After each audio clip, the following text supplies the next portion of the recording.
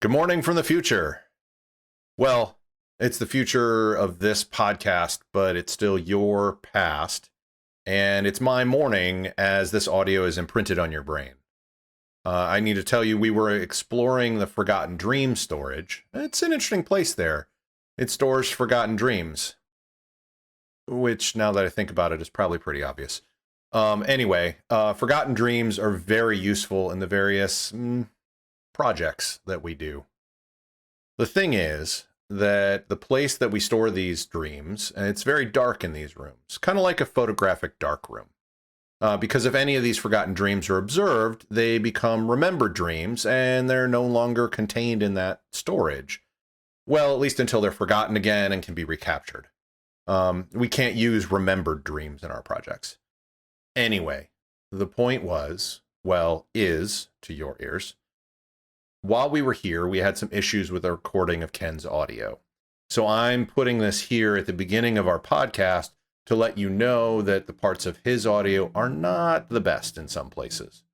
We did clean it up as best we could, scrubbing out the unearthly wailing, and we do feel that it is good enough for you to listen to. We didn't want to scrub the whole show. Later on, we can talk about the time weevils that get into everything. For now, though, on with the show. Welcome to the Still Untitled. Well, no, like I said just a minute ago, but we're going to edit it out, so I have to repeat it again. Still Untitled is an actual podcast. So we're not actually, we don't actually have a title yet. Discussed a couple of them, but we don't have one yet. Anyway, my name is David Moore. And my name is Ken Newquist. We'll get there. We are the co-hosts of the continually Untitled podcast that will have a name real soon now. Real soon. Future you will know it. Past us does not.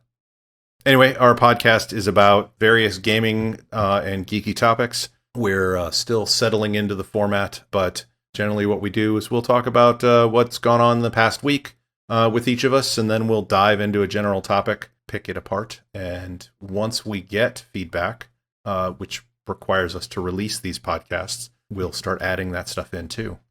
So I'll go ahead and kick us off. Is that good? Yeah, go ahead. All right.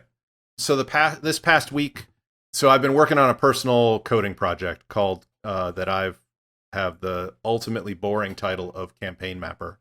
And what I do, I'm a software developer. Normally, what I like to do is use that in gaming. And so I discovered that there's a couple of ways to do things like Google-style maps using your own maps. And so what I'm trying to do is build that together with a technology called of Google's called Firestore that will allow people to upload their own maps, add markers to it, do other things like that, add in a timeline, starting at that base area and growing it from there as a way to kind of keep track of your own campaign maps, and the progress of your parties, etc. It works pretty well right now. You should see Duskfall.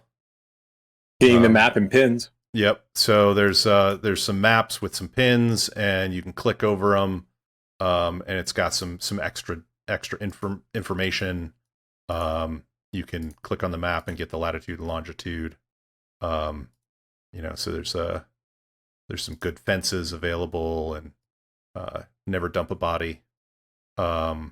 And there's some area that you can mark large areas as well with more information. And the goal is, and you can zoom in and out just like with Google Maps, which is pretty nice. And the idea will be so that as you're running a game, if something happens in a particular area of the world, I want to make it super easy for you to click on an area, add in a marker there, and maybe some hashtag type stuff, and all of that goes in, and then you'll be able to query that stuff, and we'll have a nice interface for bringing that stuff back up. And so that is kind of the idea of what I would like to do with this. So it's still in its very early stages. As I said, it's got a really crappy name, very, very generic and boring. And there's a few other similar sort of things out there, but I think mine is unique enough that it'll kind of fit into its own little niche for gamers. That's Campaign Mapper right now. I'll keep you guys up to date. Yeah, I think that's really cool. I know I was running a couple of months ago, maybe it was a year ago at this point, when I was running the Dragon Heist campaign. You know, it's set in Waterdeep, which is this huge, massive city of like, 100,000 people in the Forgotten Realms, right? And so one of the challenges that the players are running into, well, they don't really know anything about the Forgotten Realms. And so part of running a game like that, like the city should be a character, right? Yes. Like, you should be experiencing the city and all of its idiosyncrasies, and you should be able to, but in order to do that, you have to kind of build up this mental image of the city. Right. And I think when I've run urban campaigns in my own game, and like it was a homegrown town, so we were all kind of building it together. So when I say the Strange Quarter or the High Quarter or whatever, we all built that together. So people instantly what it is. New campaign. Right. Yep. So what I ended up doing was what you're doing, but with little sticky notes. Right? So I went to Staples and I got like these little arrows, and so I had the physical map that comes with the game. Right. And I laid it, at the beginning of the campaign session, I'd lay it out, and every time something happened in the game, I'd put a little sticker down so that they could say, okay, well, this is where we got beat up by these guys. Right. This is where we got lost in the sewers. Yep. Right. And so I think it's important it can be very helpful to provide the players with that kind of context. Yeah, and cool. and something I hadn't mentioned, but you reminded me of it, is the technology that I'm looking at right now that does this is when someone updates the map, anyone who's looking at that same map immediately also sees the update. So, as a GM remotely in this time, you could have a similar thing, and you put the sticky on there. It's like, okay, this is where we had the fight, and then everybody would see that. But the other thing that could also happen is, there could be a player layer, or an individual character layer, so they could put their own markers on there for their own reminders or other things like that.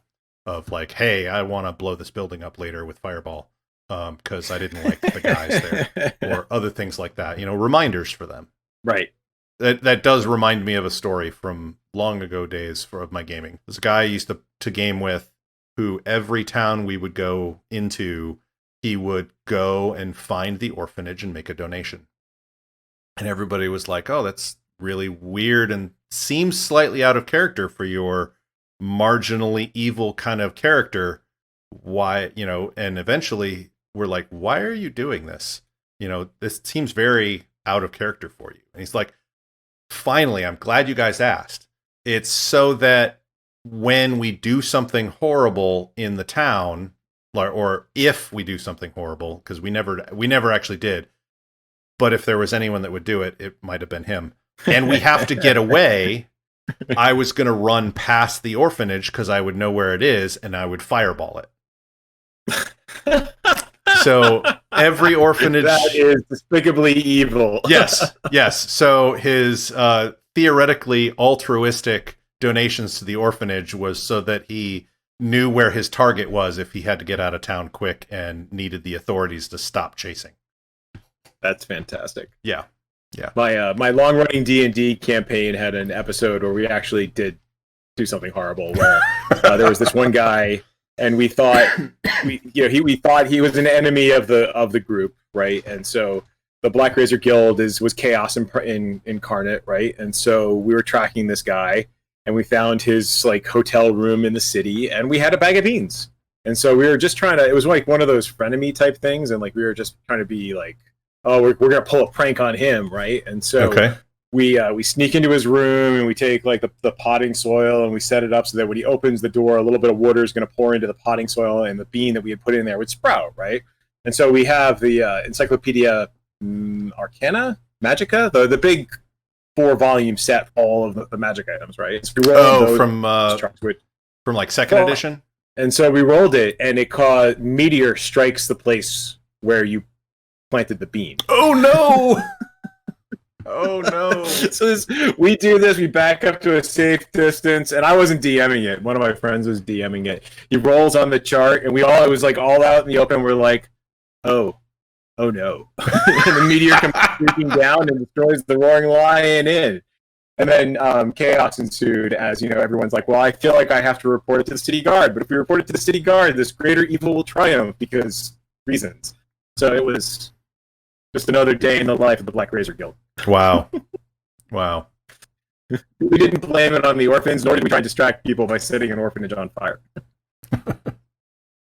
Second topic, discovered a brand new podcast today.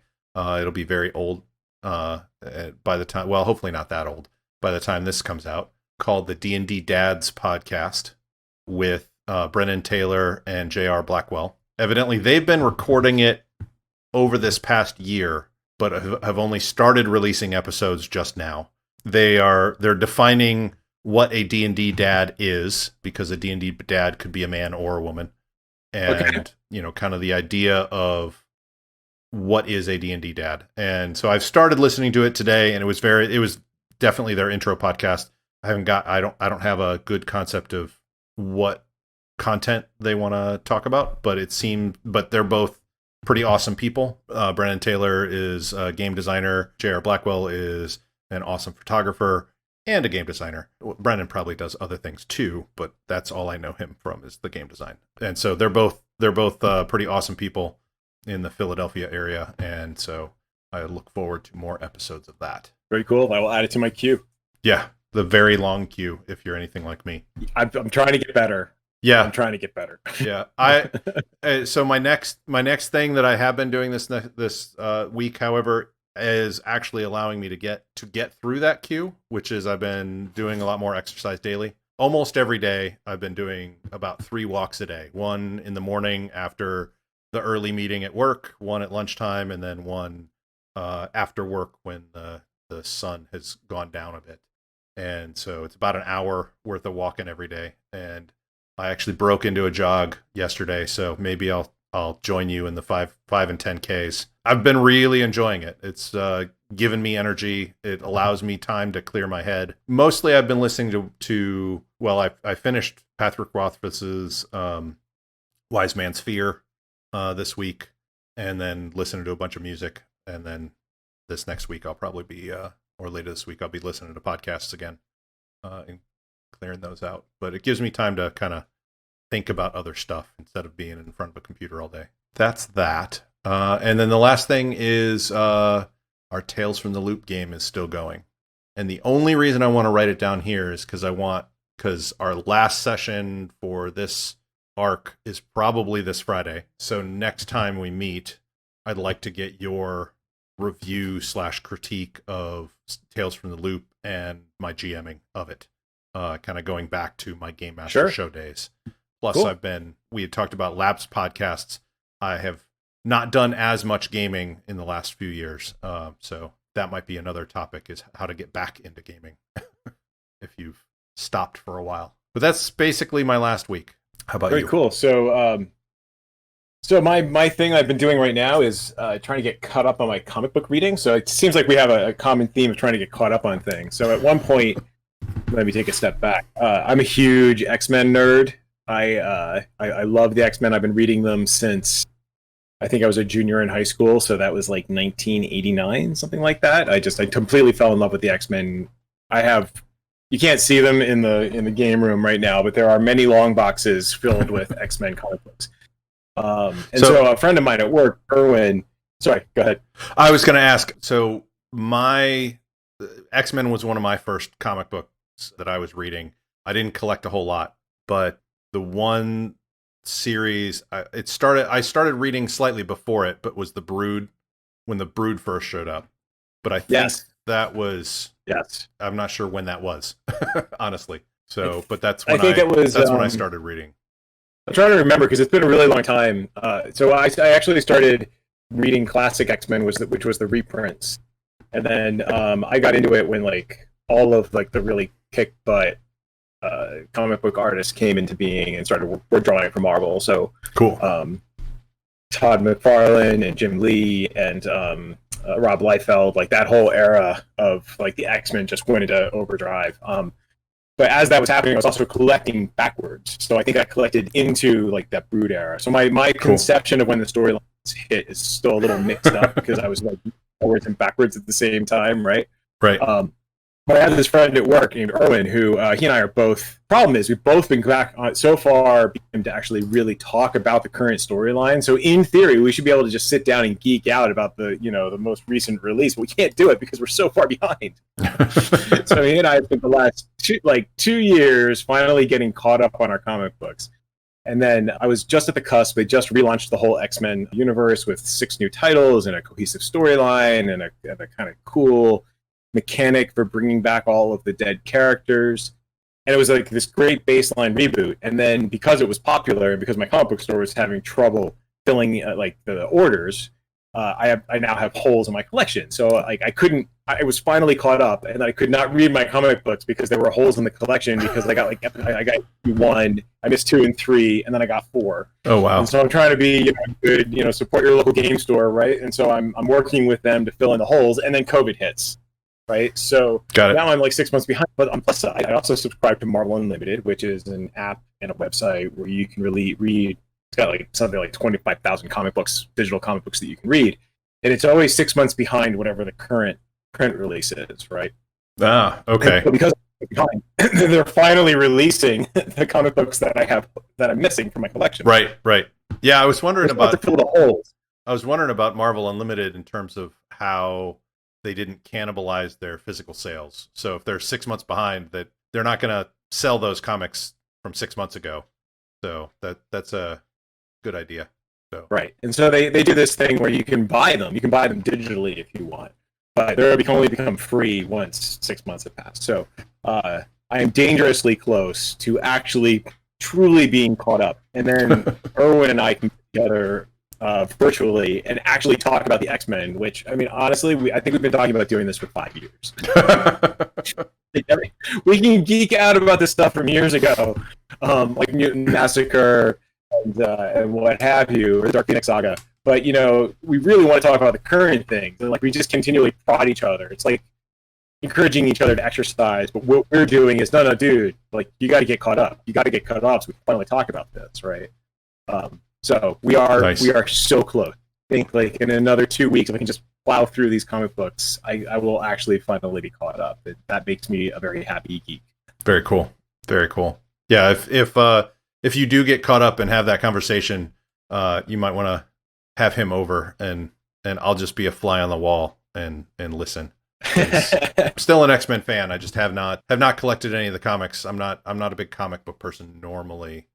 In terms of collecting, if I get them, I will read them, and I read them super fast, which is part of the reason why I don't collect them, is because the expense and how fast they go. I would rather, I guess, pick up a novel and have that amount of time to live in that novel's world. I will freely admit it's to a certain extent an inertia thing. In theory, it would be more practical to convert to graphic novels, and just especially with my reading patterns, right? That makes sense. You've been collecting comic books for as long as I've been trying to prune things back, but it's still, even though they've gone from $1 to $4 or $5 for a comic book, your cost per hour of entertainment has gone up considerably. But I think the nostalgia factor is just strong with me. Yep. No, I get it. Like I said, if I get my hands on a comic, I will sit and read it. I was very happy to see that my library carries a very large selection of graphic novels, and so I had been going through those. So it was definitely still a fan, just not a collector. And I think that's where, not to overly plug Marvel Unlimited, because it used to be a terrible app for a long time. It's only $10 a month. You have access to all these comic books, and they don't take up any space. Right. That's how I've kind of been able to sustain my habit. Narrowed it down to just the essential titles that I'm truly collecting as a collector. And then all of the tie-ins, I'm just going to wait 6 months. They're all going to show up there. Because when you have something like Secret Wars and it crosses over to 150 titles or something ridiculous, or Civil War, right? It's literally 90 books. Right. That's a lot. You can't collect all those. Right. It's not prudent to collect. Right. So the other thing that happened this week was I picked up the Dnd Essentials Podcast. I don't know if I'm holding it up so that Dave can see it. Podcast. I meant the Dnd Essentials kit, which is a box, not a podcast. Although I think they have some podcasts to talk about it. Which again, things that make my geeky heart scream with joy are the sound and smell of opening up a box set and having some dice rattling around in there is very cool. So I have a gazillion, well, maybe not a gazillion, I have a lot of Dungeons & Dragons 5th edition books. And so the reason why I picked this up was because my son approached me earlier this week and said, Dad, I want to play D&D again. I'm really itching to play D&D. And I'm like, well, okay, so let's think about this for a second. So as some backstory, I've been playing D&D with my son on and off for the last probably 3 years, I think. I'd have to go back to Nuketown and kind of like look through my posts to see when we actually started doing this. And it's taken a couple of different forms. Within my gaming group, we had like once a month we were getting together and playing D&D with all of the next generation. We have also every weekend, I wish every weekend, every summer we get with some friends of ours and we go to a cabin in Vermont. And so for the last 3 years, we've been playing D&D with them, which is very cool, like very rustic. Like, you're kind of hanging out and playing D&D by candlelight or just the light that's coming from windows, because it's totally, there's no electric lights. It's very low tech, and so it's very, very cool. And so we were playing D&D with that, and then when he brought it up again, I've been looking at the Essentials box set because they have really good word of mouth, especially the intro, which seems to be more oriented towards a number of short quests leading up to the larger quest. That's cool. Yeah. Which I think, as opposed to like I think the original Essentials box set, or the Burger Kit, had the Mines of Fendel, I think was the name of the module. And I think it's much more of a linear story. This one's more, I haven't actually read it yet, so I'm just going off of the reviews. This one feels a little bit more like Borderlands, but story. Okay. Because I've run Keep of the for Lucas's Friends. And, where you can kind of go, it's kind of sandbox, and you can kind of go in multiple different directions.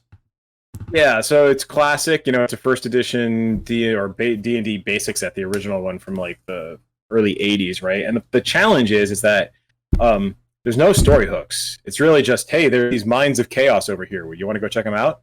And so there's not a lot that's driving the kids forward to go and investigate. Interesting. And it feels like when I play with the kids, it feels like they're looking for those story hooks. Whereas, when I think my friends and I, we would just go out and, clearly we're supposed to, go fight the bad guys over there, right? Right. And so I think having the story has helped push them along. So, and I also just wanted to check it out because I might, write up a little review for Nuketown or something, or gives us something to talk about. Right. And so the Essentials box set comes with, let's see, it comes with a set of dice. So I can open it up. This little scroll. It comes with dice. So a set of translucent red dice. I haven't taken nice. Yet, so they're pre-inked. No crayon needed. No crayon needed, which, I do miss the crayon, but there's a series of cards which talk about there's one for condition cards for like deafened, charmed, blinded. There's initiative cards to keep track of whose initiative it currently is. Magic item cards that you can give out that are meant to be very user friendly. And I think this is useful because when you're DMing for new players, but especially when you're DMing for kids, they like having those things in front of them. Right, like they love having a character sheet, but I think it's a little bit easier when you can give them spell cards or you can give them magic item cards or what have you. In addition, it has the Dragon of Icespire Peak, which is the adventure, which again I haven't actually read through yet. And then it has the Essentials rule book, which I believe is actually like a collection of the printed rules, so it gives you what you need to create characters based on like the standard 4 archetypes of, I think, rogue, fighter, wizard, and cleric. It gives you a whole bunch of blank character sheets and a nice little DM screen. Nice. Yeah, you don't normally get a GM screen in a starter kit. That's pretty neat. Yeah, exactly. And so compared to the original starter kit that they had released for 5th edition, that I don't remember if it actually even came with dice. I think it came with dice. It came with pre-gen characters already in the sheet, but it didn't have these magic item handouts. It didn't come with a set of the rules. It just came with enough for you playing the game, but they weren't actual rules. They told you to go to the D&D Basic Rules website in order to actually go and download the rules. Oh, wow. Making this, I think the only thing that's missing from this that I have in like my own box set that I take to the cabin when we go is a battle map. Mm-hmm. Be able to kind of, and a wet erase marker, I think, would be, if I'm going to add 2 more things to this, and tokens, right? Like character or monster tokens would be nice. Yeah, or like cardboard stand-ups even. Yeah. So I basically built my own starter kit for when I go to the cabin and I'm playing with the kids. And so in that, I've cannibalized multiple starter kits. So the Pathfinder starter kit, as a way of differentiating, it did come with a bunch of monster tokens. Oh, and cool. I already had like a Pathfinder flip mat, battle map. And so I threw that in. And so those are the things that, like, truly, if you're going to play, those are useful. But, you know, if you're just starting out and you're kind of doing theater of the mind, it's not that essential. Mm-hmm. But the kids really do like having miniatures. I think it helps them visualize what's actually happening. Yep. Or where people are, and sometimes it's just right. the tactile feel of moving stuff as well. You know, we really gamers really like their dice, so they do really like their dice. And so, you know, looking back at like DMing, so I guess when we started gaming with the kids, they were probably around 11. And my son is currently 14, just turned 14. And it's interesting to kind of compare and contrast what it was like to play D&D and role-playing games in general when I was a kid versus how they do it, right? And especially how it's portrayed in media today. So like on Stranger Things, the first episode, I think, is them playing D&D, and it's a bunch of 11-year-olds in their basement playing D&D for 8 hours. Which kind of does track to how I played D&D when I was a kid. You know, you get together and you would just play until, you know, the sun went down, and then occasionally your parents would shout down to remind that you needed to eat or something, right? Right. And so I think, and this is not in any way a knock on the current generation, we just had different things that we were drawing upon. So we may have read Lord of the Rings. Maybe we saw Conan the Barbarian or Lady Hawk. We didn't have a lot of like cultural touchstones to go back to. Maybe you saw the animated Hobbit. Right. Whereas when you're playing with kids today, at least, and I was playing with both boys and girls, and I would say that the experience was pretty much the same. There wasn't a real difference in how they were reacting to things. Their touchstones are different. They've got the Lord of the Rings trilogy. They've got the Hobbit trilogy. They've got Harry Potter. Thor, right? Like Harry Potter. They've got all of the Marvel movies, some of which have fantastic elements to them, right? Right. And so they've got like a gazillion video games, right? They've been playing Zelda my son's been playing Zelda since he was like 5. Right. Right. And so instead of the cultural touchstone of the Lord of the Rings, it's Link, right? And it's you know, or Horizon Zero Dawn, or what have you, and they're trying to emulate those aspects of gaming. I found that their attention spans were shorter. You know, they were good to go for about an hour. Okay. Maybe an hour and a half, and they'd want to break, and then we get back together again and we play for another hour. As they've gotten older, I think when they got to 12 and 13, you know, then we started playing for like, you know, 3 hours at a time, and I'm the one who needs a break. Yep. But it's been very interesting to kind of see their approach to it. And now I think the point where we're at is my son really wants to play D&D, and he wants to play D&D with his friends, but he doesn't want to be the dungeon master. He doesn't want to be the game master. Yep. And so he and I have had a lot of conversations about this, and I think he wants to play is what it comes down to. And he is not at the point where obviously you and I are, where game mastering is playing. Yes. I dare say occasionally it is the most fun. Yeah, it's the most fun thing you can do in games. Yeah, he still sees it either as I mean, I remember when I was just getting into GMing, there were a couple of worries or fears that I had, one of which, the most minor of which was, this is a lot of work, and you know, preparing and having everything ready.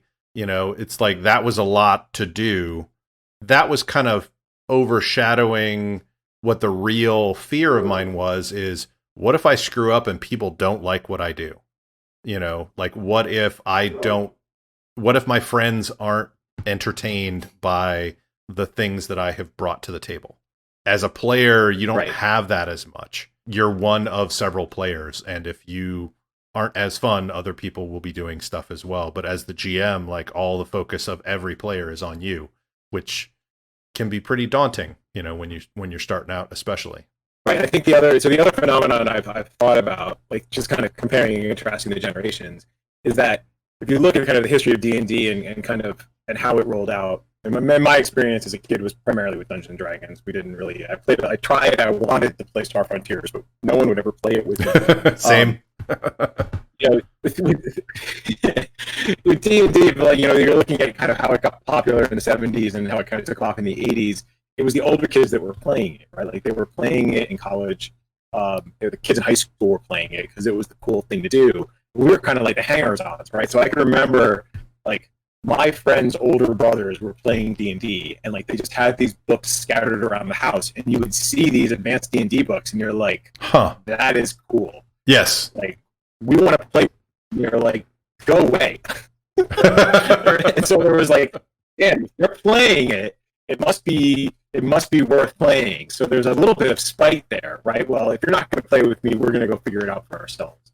And now with my daughter's done a little bit of role playing, but there's not that same dynamic. I think with our kids right now, the ones who are playing D&D, they've been seeing us playing D&D for years. So we're kind of like the big brothers, right? And they're wanting to have that experience with us and to share in this thing that we've been doing and clearly enjoying for decades. Right. So it's a different dynamic, right? Like they want to, it's an opportunity to hang out with dad and mom and play games. Right. Which is not a thing I would have growing up because my parents did not play D&D with me, although my mom bought me the stuff. Right. Yeah, same here. I went to a summer camp one year. My roommate had Tunnels and Trolls, the box set for Tunnels and Trolls, and they didn't know the difference between that and D&D, and they're like, "Oh, yeah, you should look into that."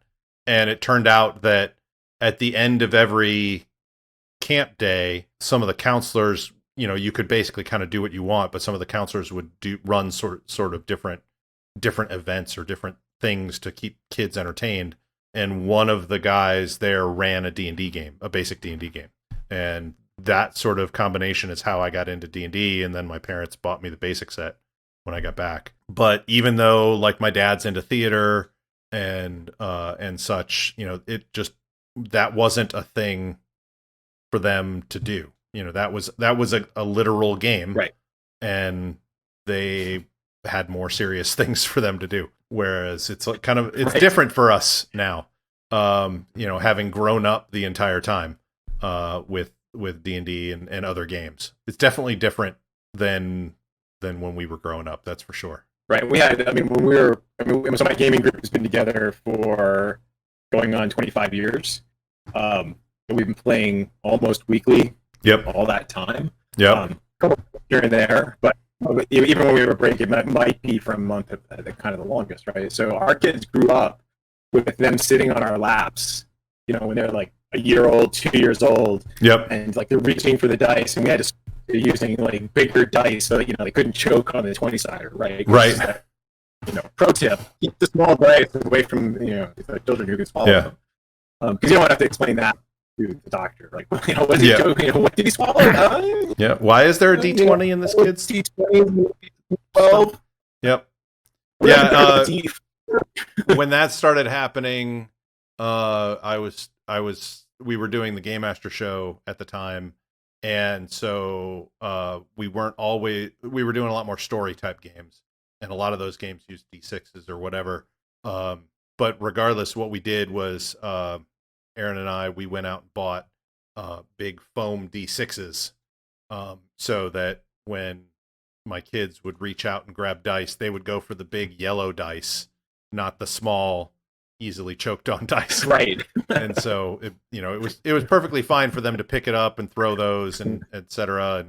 And the players around the table were understanding if a big foam D6, bounced across the table and knocked over a miniature or two, that was okay. But yeah, it's interesting because while we were the same, Aaron and I both gamed, and we both had, we had our games at our house, and our kids were there. My kids turned more into video game players than role-play game players. When we go to cons, when we go to conventions like Gen Con or some other cons around us, they will play there. They really like the West End game Star Wars D6 system, and they really like playing that. But getting them interested in playing a game here at the house with just the family is it's just not a thing, and I don't know why. So maybe it's the attention I don't know. issue or my something. Daughter, go ahead. I don't know. It's just my daughter had own interest, but I think ultimately she decided she liked video games better. And she has so many other things to do. She's in band, she's softball, like she's just taken a slightly different path. Yep. Yeah, my daughters are both in color guard, so that takes up a huge chunk of their time. And they do show interest in gaming, but just not with the family sometimes, sort of thing. So it's more of it's a different dynamic. They don't want to game in front of their parents. In fact, like when we go to cons, they'll game at a table of their own, or a game of their own, and they will be in games with us at a con, but I can tell the difference, like seeing them at a table with us as opposed to a table, even though there are people my age and older at that table. It's not the age issue; it's the fact that we're their parents, and they just don't open up as they do in front of other people. The most memorable one that I saw was when my youngest got into an AT-ST and started walking it backwards, firing into a huge group of stormtroopers after they had stolen the AT-ST. And she talks about that story constantly. It's nice. But and I think the GMs there will let them get away with more than I would as the dad, as well. Or maybe that's what they think. So I don't know. They enjoy gaming, but yeah, I miss. The reason why I'm saying this is because I miss not being able to game with them at home, because I would really like to. I think that would be a lot of fun, but they just, for whatever reason, are not jazzed about it. So I'm jealous. Yeah, and we'll see how long it lasts. So we've been to PAX Unplugged, which is a big tabletop game convention in Philadelphia. Oh, that's near you. Have you been to PAX Unplugged? I have not. I would love to go. Oh no. I keep.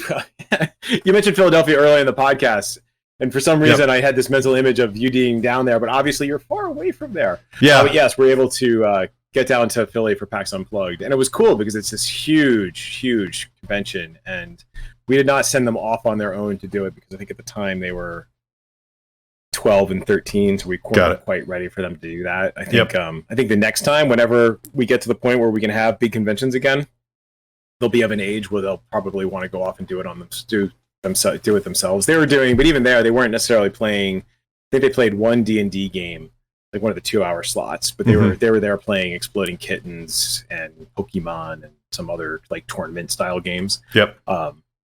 But I was hoping to take my son to our local gaming convention, but then COVID hit. And unfortunately, that hasn't been an option. Yeah, same here. Yeah, obviously. So we'll see. The Lucas is we're looking to get maybe a weekly game going sometime this summer while we still have some summer before school gets back in session, and see how it goes. It'll be another topic for a future show. That'd be cool. Yeah. It'll be interesting to hear about, live vicariously through you, perhaps. Yeah. I think that's one of those other parenting pro tips. If your kids are interested in hanging out with you, do it. Take them up on it. Right? Yes, exactly. Do it. Because at some point they will have cars really and they will be driving and they will not want to hang out with you. Right. Yeah. My oldest has just now really, like, she wasn't super interested in driving. And then now that she's actually passed the thing and gotten her learner's permit and is starting to drive a little bit, she's getting that driving bug. They grow up really fast. Indeed.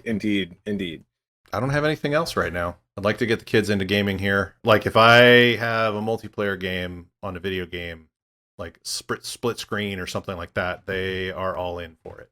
Perhaps I'll talk about that at some point, about the different games. Those kinds of games we play. We do play some different games. I think we had talked about this. I don't remember. It might have been. I think it was outside of the podcast, but we play a lot of board games together. Mm-hmm. We were playing Roll for the Galaxy, which is a really cool gazillion dice game. And I've thought about getting Gloomhaven, which, for those who don't know, is this ginormous dungeon crawl style board game with a gazillion pieces, and it's really expensive. Yep. But we're about to come out of the stay-at-home orders. We're going to go to green, which means we can move about more, but still, out of an abundance of caution, we are still kind of restricting our social contact, and so it would be an opportunity for my son and I and my daughter, if she wants to join us, and my wife, she might want to join us too. We'll see. Yep. Because it's a campaign-style dungeon crawl where you set up the game, and you play against the game. You don't need to have a dungeon master. The game provides those kinds of mechanics, so it might provide a nice little outlet when we get into the fall and it becomes harder to get together with friends to meet and play D&D. Yeah, I have a copy of Gloomhaven. Have not been able to dig into it. I played a couple of games.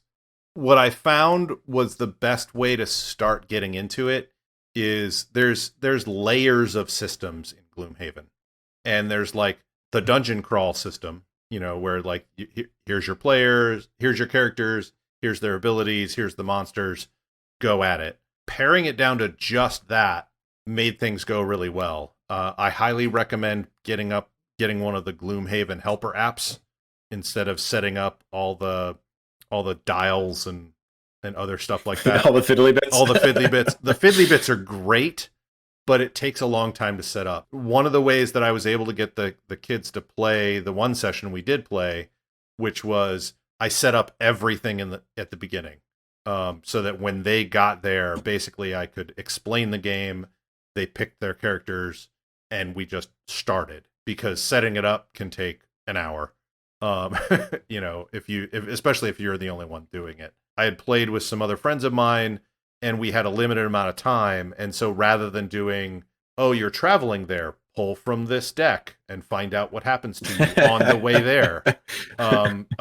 You've finished, pull from the city deck to find out what event happened when you get back to the city, and sell your equipment or buy new equipment or do this, and there's a whole lot of other layers of systems, which is like, if you're playing a normal like D&D game, it's like, well, we're in town, the adventure, just we're back in town, we're safe, let's go shopping. And I'm sure you've had this happen where it's like the entire game session just turns into a giant shopping spree, and going through and talking to people. Because those can be fun in their own right, but right, exactly. And so Gloomhaven even has that aspect of things as well. So if you're going to run it, I would definitely read everything first.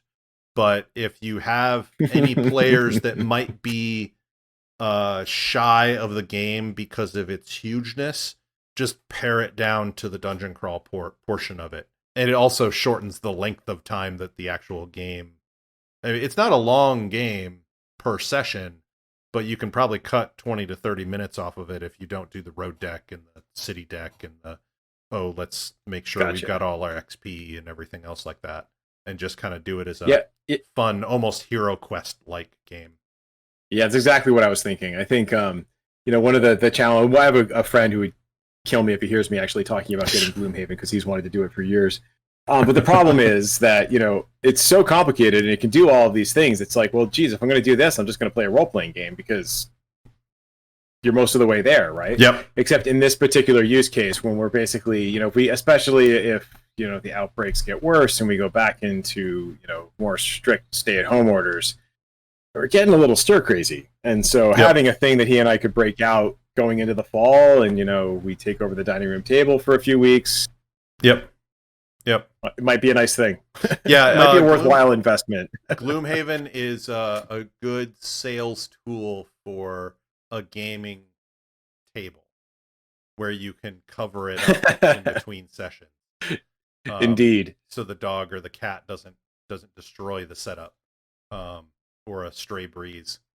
But also, if you're interested, though, Tabletop Simulator, a fan made Gloomhaven in Tabletop Simulator, and the people who created Tabletop Simulator has said, yes, if you want to play on Tabletop Simulator, use this mod for Tabletop Simulator, and kind of basically given them tacit approval of, it's not licensed, but it's okay to play.